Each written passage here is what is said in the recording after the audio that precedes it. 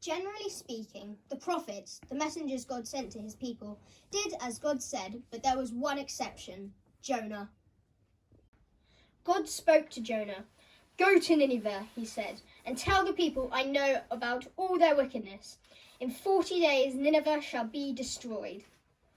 Now, Nineveh was the capital of Assyria, and the Assyrians were enemies of God's people. So Jonah did not mind telling the people of Nineveh that God was about to destroy them. But God is loving, he thought. He forgives people and lets them have a second chance. He won't destroy Nineveh, and I shall look silly. So Jonah set off, not for Nineveh, but for the port of Jaffa, where he caught a boat that was bound for Spain. As soon as the ship was out to sea, God sent a great storm.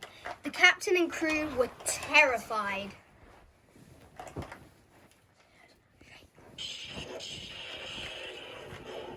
"Pray to your gods," they cried to the passengers. "Pray for your lives." Jonah was fast asleep. The captain shook him hard. "Pray like everyone else," he said. "I can't ask God for help," Jonah said.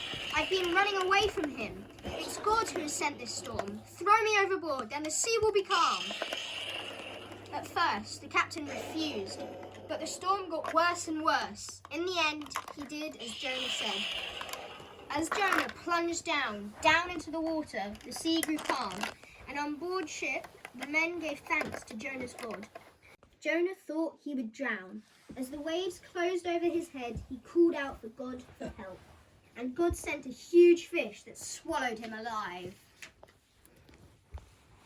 Alone in the dark, inside the fish for 3 days, Jonah was sorry he had disobeyed God. And he said so. Then God gave the word and the fish threw Jonah up to the beach. He'd never been so glad to see the sun. He went straight to Nineveh and to tell the people God's message. In 40 days, Nineveh will be destroyed, and the people took God at his word. They changed their ways, every one of them, from the lowest slave to the king of the palace. God was glad. Because they gave up their wicked ways, he did not destroy them. Jonah sat down outside the city, feeling angry and miserable. "Didn't I say this was what you'd do?" he said to God. "That was why I tried to run away. I knew how kind you are. So now just let me die."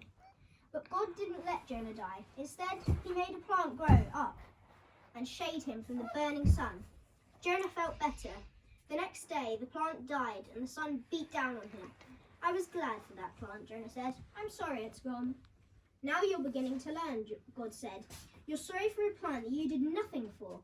You didn't make it grow, so you don't think I have a right to be sorry for all those people in Nineveh and innocent children.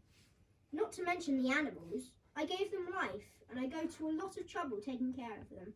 And Jonah began at last to understand.